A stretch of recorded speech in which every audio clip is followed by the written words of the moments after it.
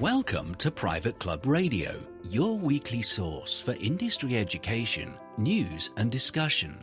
Broadcasting from Tampa, Florida, ladies and gentlemen, here is your host, Gabriel Aloisi. Top of the morning to ya here on Private Club Radio. Thanks for being here. We've got a really great guest coming on, Matt Hagnauer of Crestview Country Club. He is been a longtime listener of the show and decided he's going to come on and contribute, which is great to have him talking about food and beverage and the true meaning of hospitality and a lot more. You're really going to enjoy this episode. And special announcement if you didn't hear it last week, because I sort of buried it at the end of the show, but I've got some really big news for you. You probably know the name Michael Crandall. You probably have heard him here on Private Club Radio. Well, Michael and I have teamed up to bring you the ABCs of Plutonium Club Leadership. And what we've done with this book is we have taken all the best lessons and ideas from experts around the country. There's 15 contributors in all, including folks you've most definitely heard of, people like Jackie Carpenter, Robert Cerecci, John Sibald, Norm Spitzig, Henry Wallmeyer, Harvey Weiner, and many, many more. It is probably one of the most comprehensive books on private club leadership that's ever been put together. I'm so excited to be presenting it to you. It's going to come out in Nashville at the CMAA World Conference, will be the actual release date. But right now you can pre-order your copy. All you need to do is go over to plutonium.club. Plutonium.club. Simply type those words right into your browser, plutonium.club, just like that, not a .com, but .club, and you will be able to pre-order your copy of the ABCs of Plutonium Club Leadership. And it's a really fun format. There's a lot of comics inside the book. It's broken down in an ABC format. So from A to Z, there are topics covered by our experts. And it's a really fun read that you should keep on your desk, on your nightstand as a guide for you and your private club. Once again, plutonium.club. All right, without further ado, we're going to bring on our featured guest of the day. This is a good one.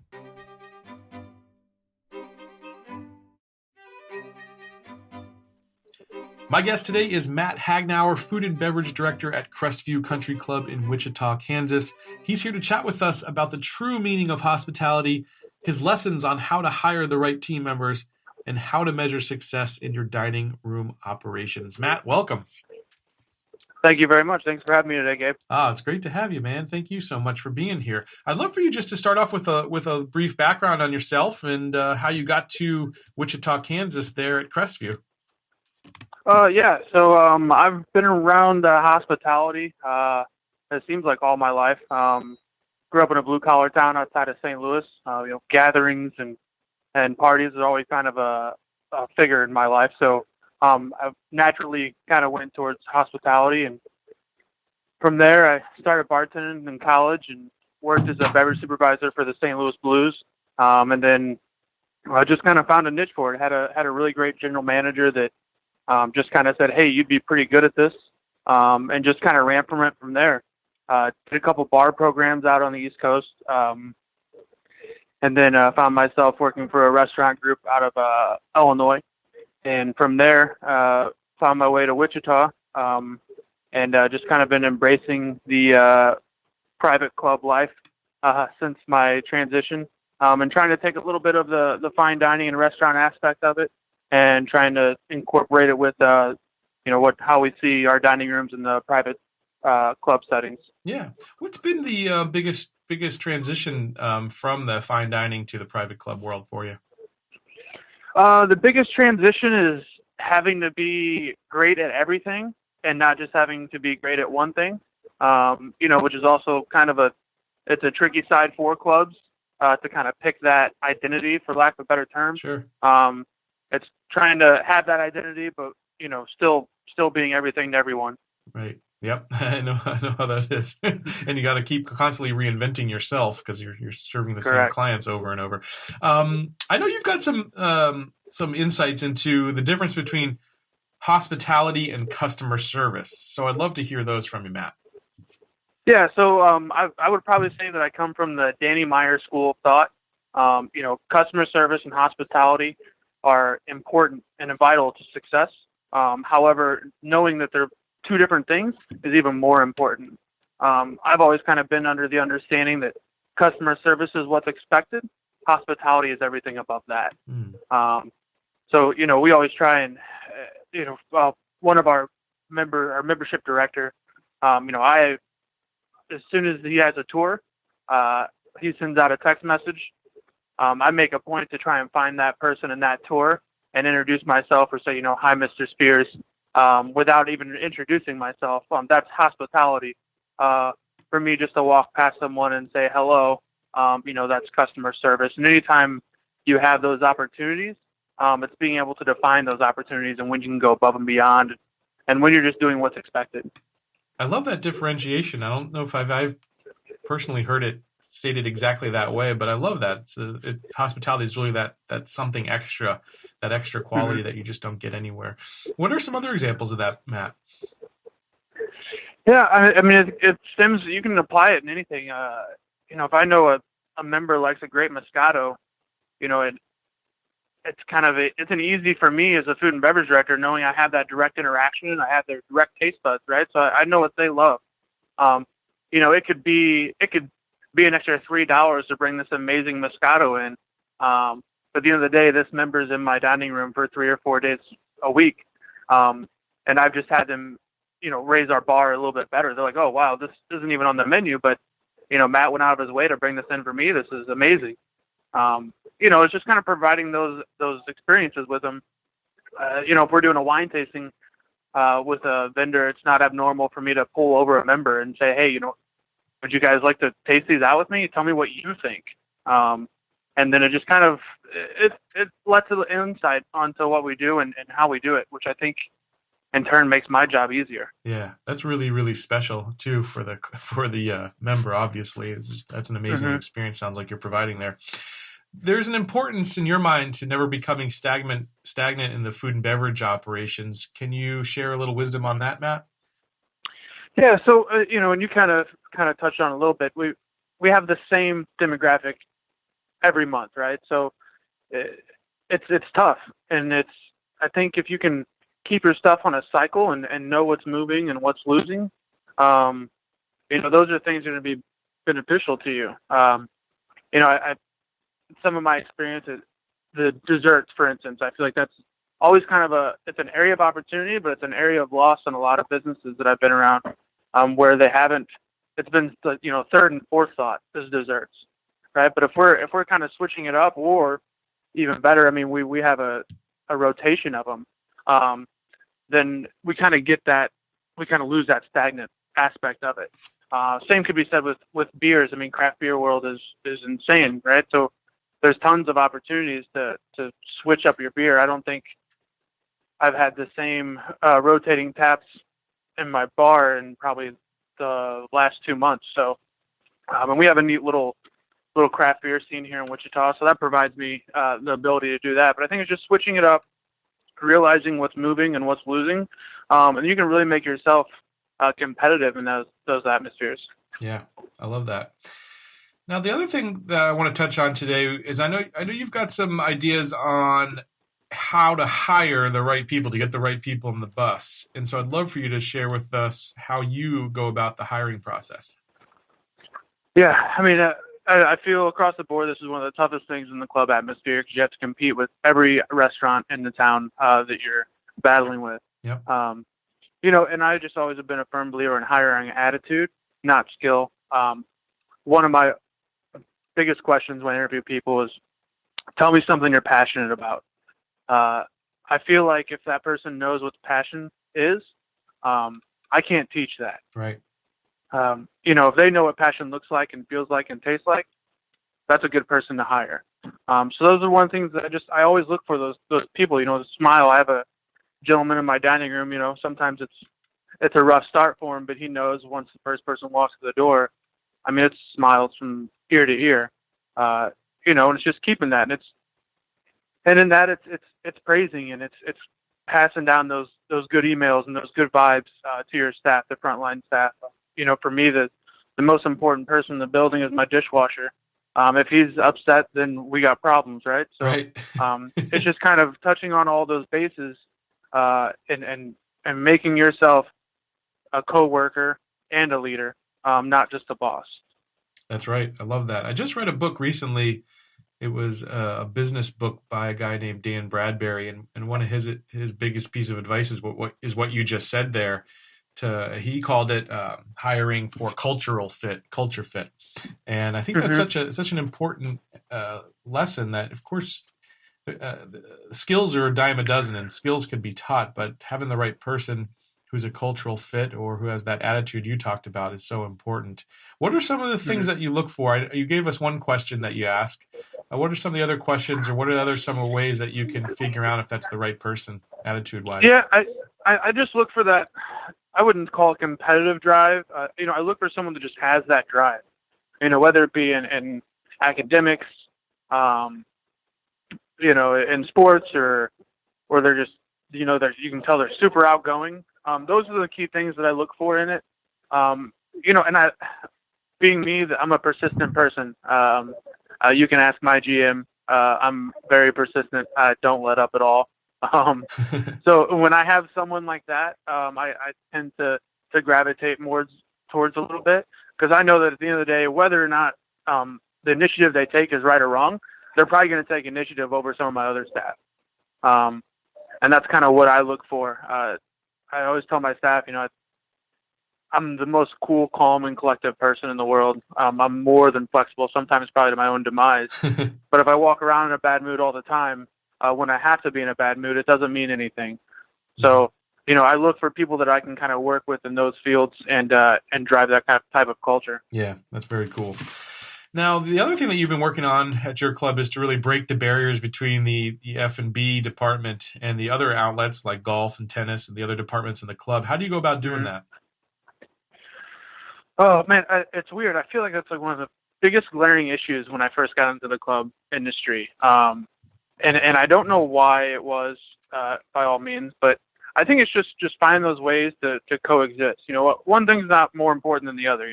My department's successful, golf's successful. Golf is successful, my department's successful.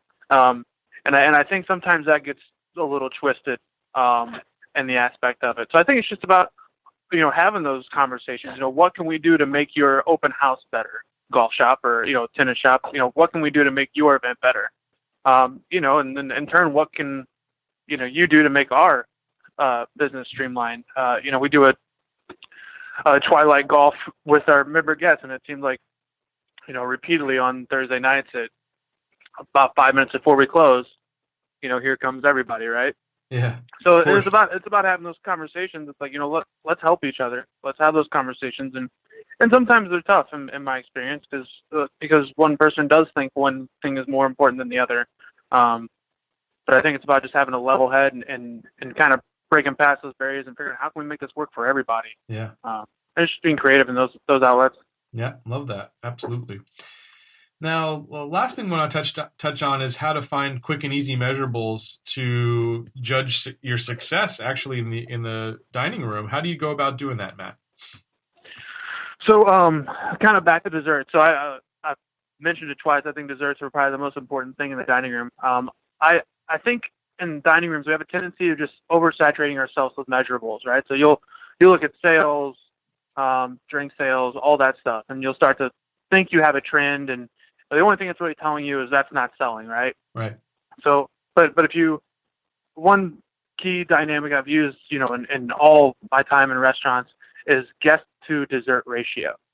And so interesting. Basically that number is just telling in, how many desserts I'm getting per guest, right? So, and what that tells you, and it's such a great number because it just kind of unpacks the whole service aspect of it. I don't know if you can tell, but my excitement about that number is awesome. I hear it in your voice. It's literally, it's so just plain sight. But anyways, so it tells you a couple things. One, it tells you if your desserts are moving or not, right? So it covers the sales side of it. And two, which I think is the most important thing ever, is it tells you if your servers are finishing off tables or not. Mm-hmm. So it lets you get a quick insight into how your service is going. Yeah. So if you're short staffed, that's a number that's going to be glaring to you because people aren't finishing off the tables. Right. Yeah, I can't tell you how many times I cringe in the dining room when I just see dirty plates still on the table and the guests have walked away. Right.